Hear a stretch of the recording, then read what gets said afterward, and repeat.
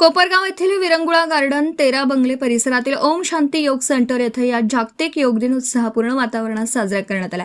यानिमित्त आयोजित कार्यक्रमात योगाभ्यास, प्राणायाम व ध्यान सत्राचं आयोजन करण्यात आलं। सुप्रसिद्ध योगाचार्य उत्तम भविशहा यांच्या मार्गदर्शनाखाली उपस्थितांनी विविध योगासनांचा सराव केला। यावेळी योगाच्या माध्यमातून निरोगी, संतुलित आणि आनंदी जीवन जगण्याचा संदेश देण्यात आला। योग ही भारताने जगाला दिलेली अमूल्य देणगी असून शारीरिक आरोग्य, मानसिक स्थैर्य आणि आध्यात्मिक उन्नतीसाठी योगाचं महत्त्व अनन्यसाधारण असल्याचं प्रतिपादन करण्यात आलं।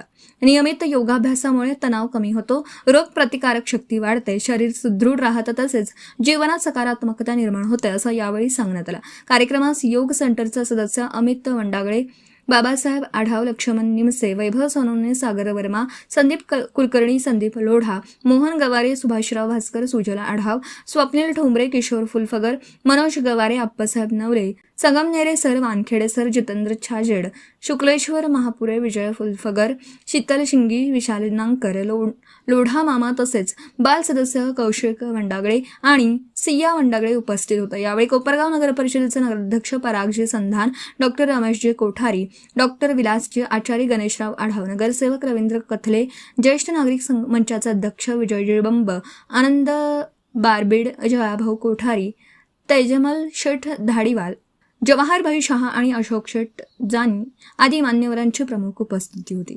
कार्यक्रमाचा समारोप सर्वांनी नियमित योगाभ्यास करण्याचा संकल्प करून करण्यात आला। माझं गाव चॅनलसाठी स्वप्नील कोपरे, कोपरगाव।